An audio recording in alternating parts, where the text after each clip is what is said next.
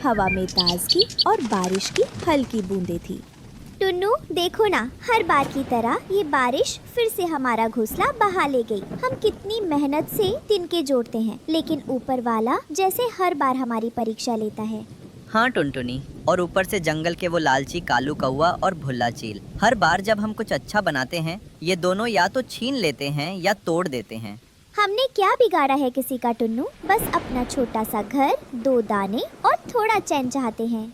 चलो इस बार कुछ नया सोचते हैं। मैं दूर वाले पहाड़ी इलाके में गया था। वहाँ एक बहुत पुरानी बेल देखी। लोग कहते हैं वो अंगूरों की जादुई बेल है। जादुई? कैसी बेल?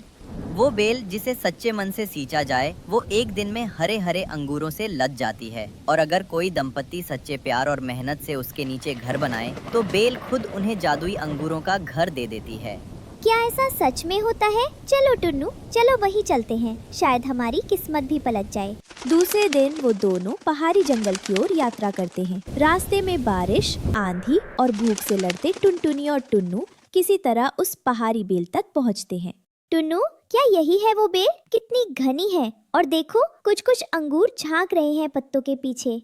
हाँ यही है। चलो अब हम दिन रात इसे सींचेंगे, इसकी देखभाल करेंगे और नीचे थोड़ा थोड़ा तिनका जमा करके घर बनाएंगे। कई दिन बीतते हैं। दोनों मेहनत से बेल को संवारते हैं। अचानक एक सुबह बेल में चमक पैदा होती है और उसकी शाखाओं से एक सुंदर अंगूरों से बना खूब हरा हरा घर प्रकट होता है।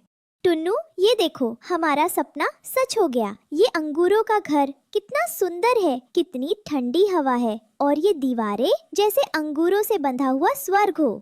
टुनटुनी, तुम्हारे आंसू और हमारी मेहनत ने इसे सच कर दिया। अब हम चैन से रहेंगे। कालू कौवा दूर से झांकते हुए बोलता है। ओए भुल्ला, देख रहा है तू? वो टुनटुनी और उसका टुन्नू अब राजाओं जैसे रहने लगे हैं। अंगूरों का घर बना लिया है इन दोनों ने। और हम यहाँ भूखे बैठे हैं। वो घर अब हमारा होगा कालू। वो अंगूरों की दीवारें और वो मीठी महक मुझसे अब बर्दाश्त नहीं हो रहा।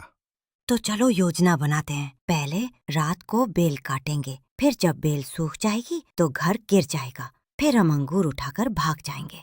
रात का समय टुनटुनी और टुन्नू सो रहे होते हैं। कालू और भुल्ला चुपके से बेल काटना शुरू करते हैं। धीरे कालू, शोर मत करना। एक बार ये बेल सूख जाए तो देखना, इनका अंगूरों का घर ऐसे गिरेगा जैसे ताश का महल। तभी पत्तियों की सरसराहट से टुनटुनी की आँख खुल जाती है। टुन्नू उठो, कोई बेल में कुछ कर रहा है, आवाज आ रही है। टुन्नू हौले से खिड़की से झांकता है। अरे ये तो कालू और भुल्ला हैं, हमें लूटने आए हैं। रुको, मत काटो हमारी मेहनत को। ये अंगूर हमारी आशा है, हमारी जिंदगी है। आशा, मेहनत, अब ये सब हमारा है टुनटुनी। तुम तो हमेशा गरीब रहोगी। हमारी भूख तुम्हारी भावनाओं से ज्यादा बड़ी है। भुल्ला चील एक जोरदार झपट्टा मारता है और बेल का मुख्य तना तोड़ देता है। घर कांपने लगता है, दीवारें फिसलती हैं, अंगूर जमीन पर गिरने लगते हैं। टुन्नू देखो, हमारा सपना टूट गया। वो सब जो हमने मिलकर बनाया, वो सब एक रात में लूट ले गए।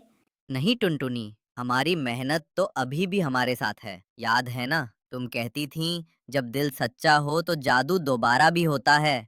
अचानक आसमान से एक हल्की सी नीली रोशनी फैलती है। बेल के बचे हुए हिस्से फिर से हरे होने लगते हैं। जंगल की हवा में एक आवाज गूंजती है, एक अदृश्य जादुई आत्मा की।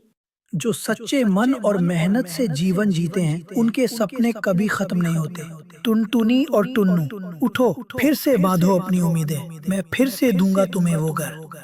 धीरे धीरे वही जादुई अंगूरों का घर फिर से उगाता है, पहले से भी सुंदर और मजबूत। ये सब तमाशा देखकर जंगल के सारे पक्षी इकट्ठा हो जाते हैं। हमने देखा सब कुछ। ये कालू और भुल्ला कितने निर्दयी हैं। हम सब मिलकर इनका बहिष्कार करेंगे। जंगल में इन्हें कोई पनाह नहीं देगा। नहीं, हमें माफ कर दो। हमें भूख ने मजबूर किया। हम भी भूखे थे कालू, लेकिन हमने किसी का कुछ छीना नहीं। भूख का मतलब ये नहीं कि इंसानियत भूल जाए। जंगल के सभी पक्षी टुनटुनी और टुन्नू के नए अंगूरों के घर का स्वागत करते हैं। आज से ये अंगूरों का घर मेहनत और प्रेम का प्रतीक होगा। हमने सीखा है कि अगर इरादे सच्चे हों तो